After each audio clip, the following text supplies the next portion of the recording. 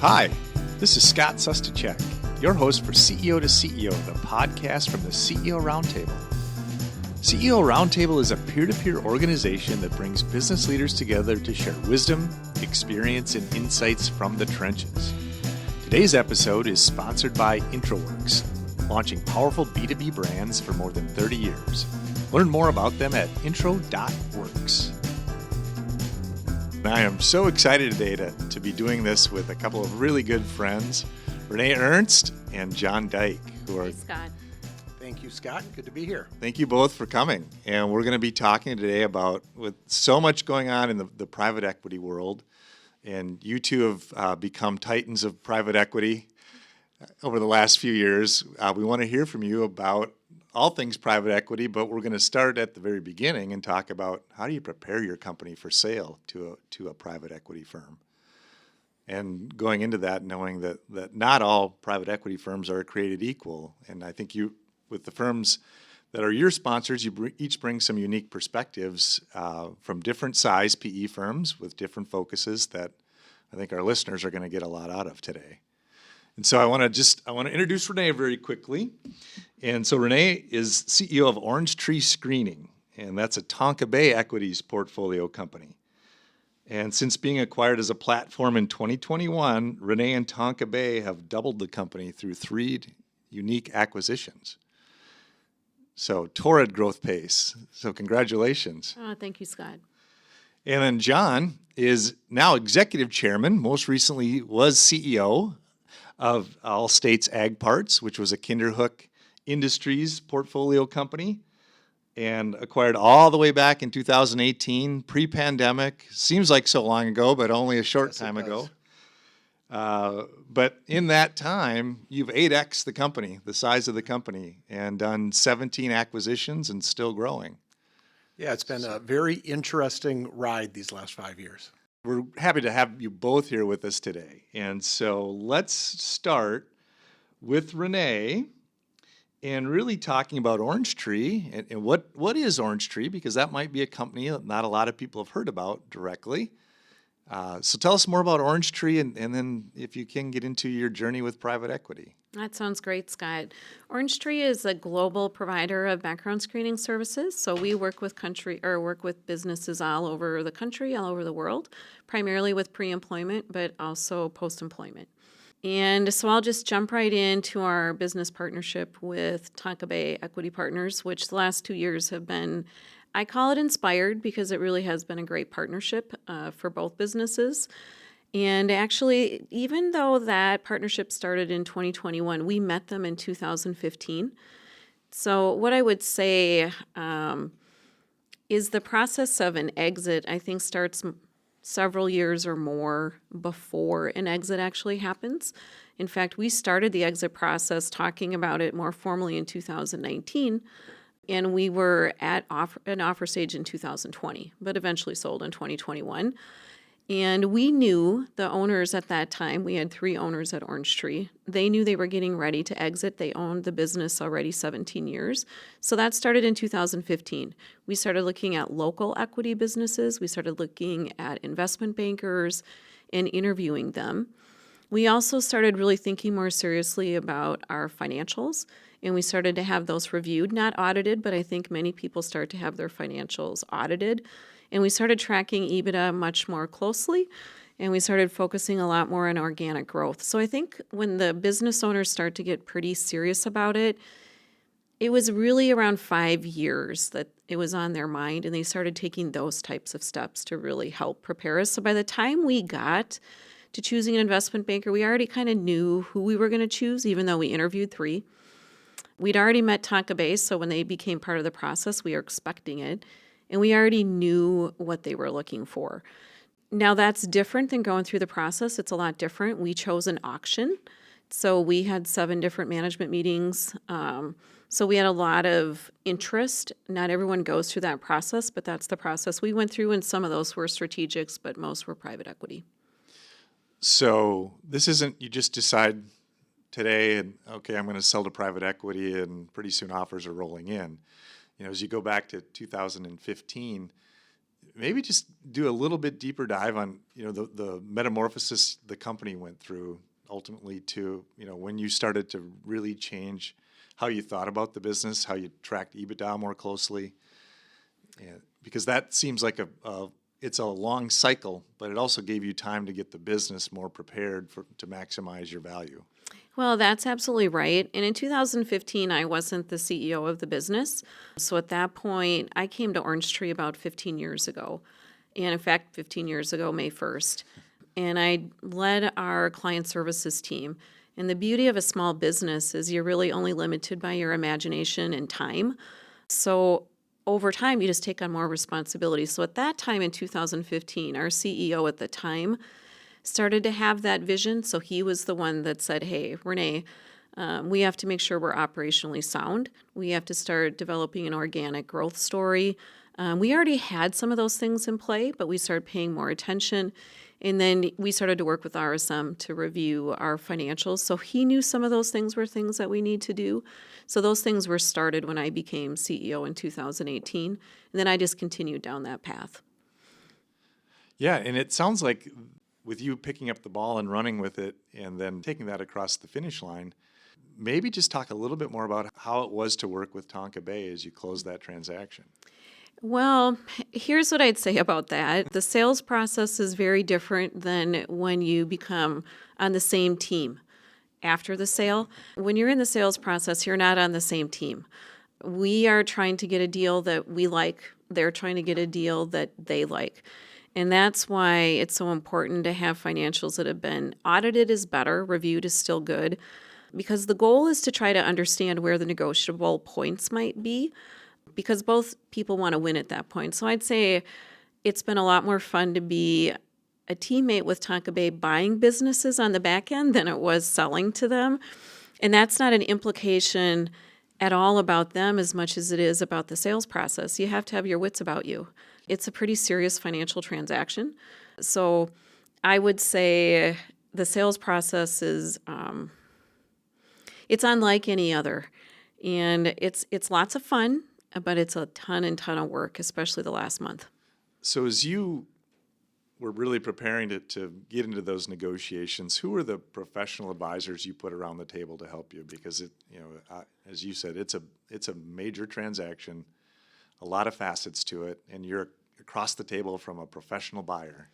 Yeah, we had an investment banker, and that was super helpful. We also had a really great attorney. A really great attorney is as important, in my opinion, as an investment banker. And then I just had good counsel. I had some business coaches. When I became CEO, I sought out a business coach who had done acquisitions before, so he could offer some guidance. It's a lonely position for a CEO, especially that's not an owner. So you're in between the ownership and the new buyer. So it's really important to, especially as a first time, there's a lot of things happening you don't really understand. So it's important to have some advisors around you that can give you good counsel. So I had a business coach, plus we had a great attorney. And the investment banker, it's having only had one, I don't know how to compare him, but we got the job done and I thought he did a nice job. But it's a pretty competitive process. Well, Renee, thank you so much, because having spent time with you in the roundtable and seeing what you've done with the business, just fantastic. So congratulations, and we look forward to seeing what comes next for Orange Tree. Thank you, Scott. I'm going to turn to John now, and I want John to talk about his journey with All States Ag, and when did you start thinking about transacting this business with PE? Well, my father, brother, and I started the business in 1998. And for those who don't know, All States Ag Parts sells replacement parts, used, new, and remanufactured, for all makes and models of agricultural and construction equipment. And when we started the business, we started to plan to sell. I mean, that was always the goal, is that we're going to build this business and then hopefully have an exit at some point in the future. So the path to private equity was interesting. We were approached by a large publicly traded company, and that was back in 2015, and they made a pretty aggressive offer. We probably should have sold, but my brother and I didn't feel comfortable selling at that time. And we said no, but that was an educational experience because I'm going to echo some of the things that Renee said. We got an investment banker and an attorney, and I learned a lot through that process. And after we rejected that offer, we were later approached by private equity a couple of years later, and I think we were much more well prepared. Yeah, and so going back to you started the business to sell it. Was it ever challenging to keep that alignment with everybody, with all the shareholders, to say this is where we're headed? It really wasn't, because the shareholders were my father, my brother, and me. And I think we'd agreed on that at the beginning. My father passed away 10 years ago, a little over 10 years ago. So it was my brother and I making the decisions. And he's a great advisor, but he generally let me take the lead. And so we had, I think, a good partnership from that perspective, and there wasn't a lot of controversy. And, something that I think that we could clarify for the listeners who are interested in PE is that both Renee's company and Allstate's were sold as platform businesses, which is a little bit different than if you're selling as an add-on to an existing PE platform. Do you want to go a little bit deeper with that? And what Yeah, that means? PEs, they'll make a lot of acquisitions. We've made 17 acquisitions since Kinderhook acquired Allstate's. But we were the platform, we were the base, and say, what can we plug into that company to try and grow a bigger, better company that will be sold at some point in the future? And I think it's a more lucrative exit if you sell to PE as a platform company, because generally not only do you get a check when you sell to them, but you have the opportunity to reinvest and get that second bite at the apple. So, I'm still a shareholder, the company, minority shareholder, of course. But as the company grows, I think I'll have a better exit the second time than the first time. Yeah, that's a pretty important distinction for owners as they're looking out at PE and where they fit in the portfolio. So as you thought about your business and, again, getting it prepared for sale, how did you start to change the business to meet what you thought would be the needs of the eventual buyer? Wow, I probably didn't do a good enough job at that because, private equity cares about three things. I've said this many times in the past. They care about EBITDA, EBITDA, and EBITDA. And In that order, right? Yeah, and when you're growing a business, you make investments that will pay off in the long run, but they might not be the most beneficial for your bottom line profitability in the short run. So to some degree, could we have strengthened our EBITDA and gotten a better price at the beginning? Yes, I think so. But we had a solid business to grow, and that was really important for me because I was going to stay on. And if you're going to stay on and work for private equity, they expect results. So it was good that we'd made those investments. And as an owner of a business, how should you think about really? Do you want to stay on or not? Yeah, because you've done acquisitions.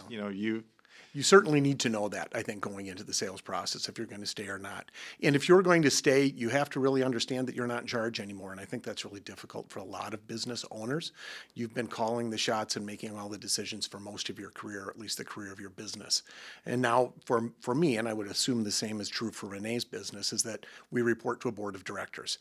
And the board of directors makes the final decisions. And sometimes you don't like those decisions, and that certainly happened with me a few times. That said, Kinderhook has been an excellent private equity partner for our company, and I'm really glad that we sold to Kinderhook. And I think similar to the question that I had for Renee, how did you, or what kind of professional advisors did you have helping you in the transaction? I was fortunate in that I have a friend who introduced me to an investment banker right after we formed the company. And he had a very patient demeanor, meaning he thought he could help us sell the company, and I talked to him for almost 20 years before we got there. And we get together every year, and I would advise anybody who thinks they could potentially sell, even if it's years down the road, form relationships with investment bankers and attorneys who are familiar with private equity, also financial people. And that was the one change I didn't like that private equity forced on our business pretty quickly, which was they wanted a private equity CFO, Chief Financial Officer. And that irritated me because I liked my CFO. In hindsight, it was the right decision because private equity looks at business differently. I'm not saying it's wrong, but they certainly look at it differently than privately held companies do.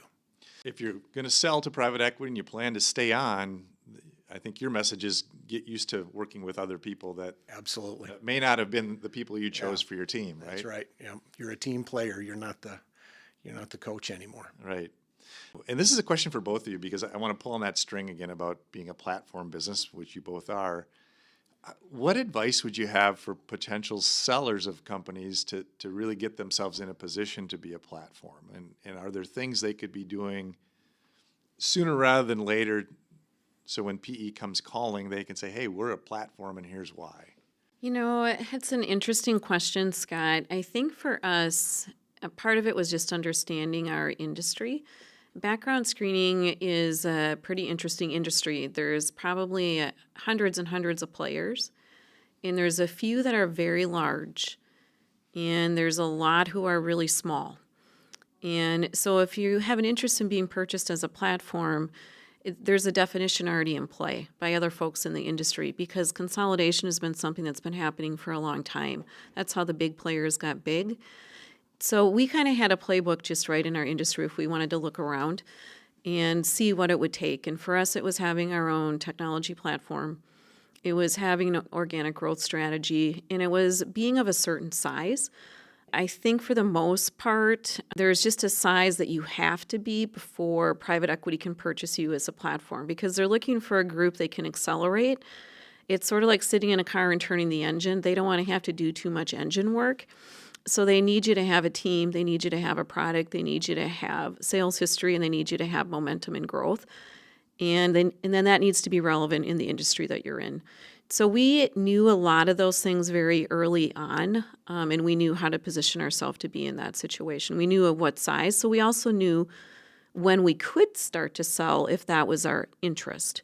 We had to get to a certain scalable size before we could even be considered. Yeah, so you were in a good position, and you had the vision to leverage it. We did. Yeah. I would echo everything Renee said and add, be plugged into your industry. Know the industry. Be able to speak intelligently about most of your competitors, your suppliers, your customers. Because if you're isolated, you might have a great business in a certain location that serves a certain group of customers.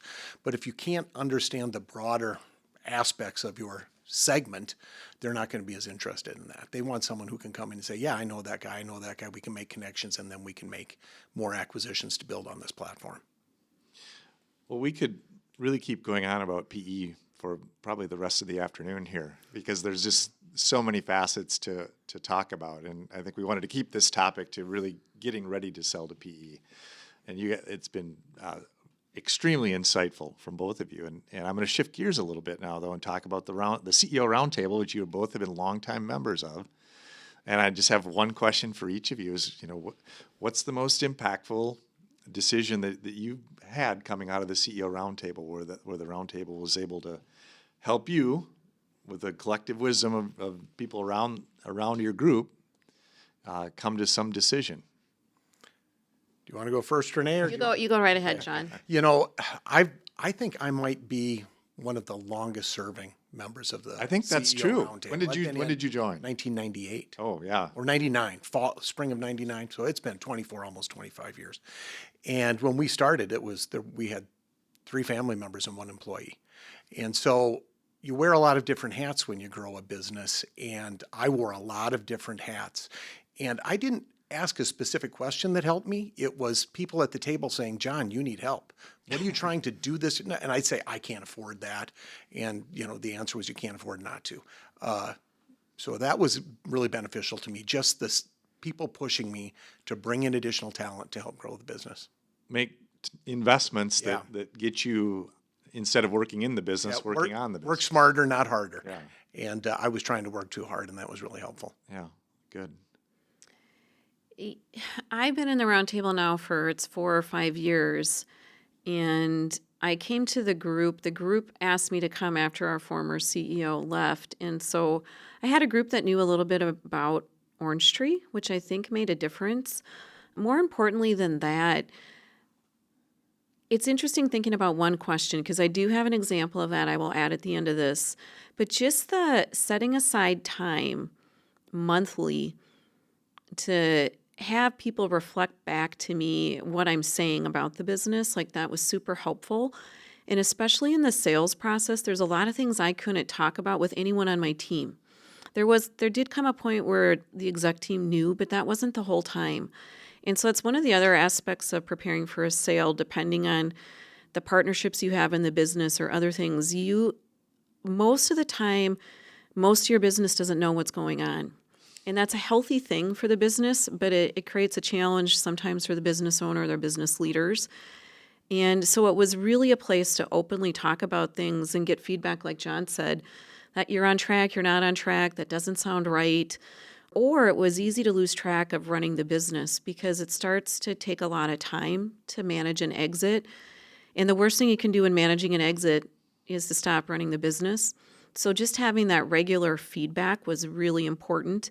But in addition, John had gone before me, so I asked him when I realized our buyer was going to be private equity, what should I be prepared to do in the first 90 days? And I got an email, and he said, Renee, make sure you're operationally strong, and also realize they're going to want you to start doing acquisitions, and you need to be ready. And there were a few other things.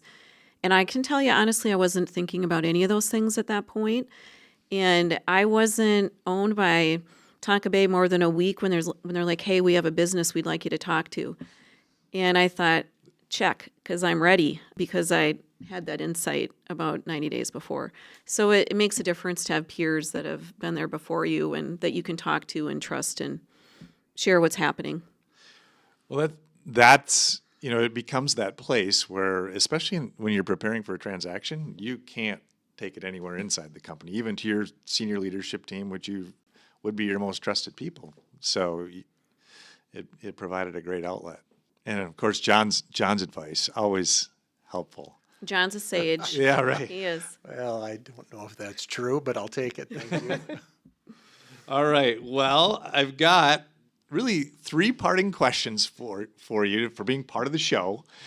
And this is, again, to help the audience get to know each of you a little bit better. But what's your favorite movie? What are you reading now? And what is your bucket list concert? Ladies first.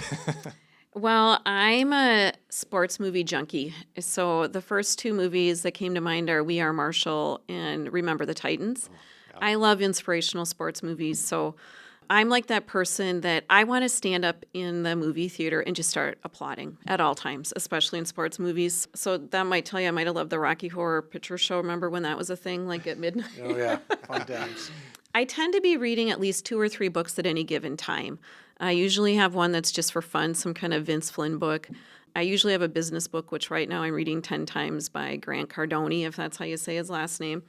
And then I started... The 10X. The 10X, yep. Yep, that's good. And then I started reading a new one, A Walk in the Woods by Bill Bryson. It's a book about hiking the Appalachian Trail, because I was just at the Great Smokies. And if I had a concert I'd want to see, and I think it's too late, it would be Dolly Parton.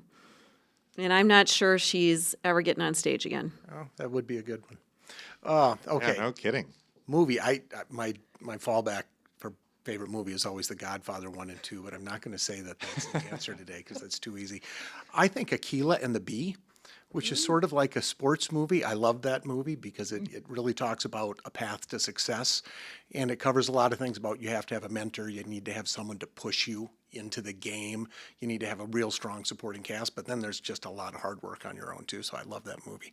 I'm reading a book now called Design in Nature, which is, he was a scientist who figured this out, that there are so many geometric patterns in nature. Think of your blood system, think of the tree root system or the leaf system, and how rivers flow, and how that can equate to life in general, including business and communication streams and things like that. Adrian Bejan, I think, is the author. And what was the last question, Scott? Concert. Oh, concert. Yeah, what's your bucket kind list of a hard concert? rock guy, so this might surprise people who know me. But Billy Strings at Red Rocks is what I want to see. Ooh, wow. And I think I can get that done because he plays there usually every I year. think you So. can. Mm-hmm. So that's still available to you. Yeah. You guys have been fantastic, and thanks again. Thanks, Scott. Thank you, Scott.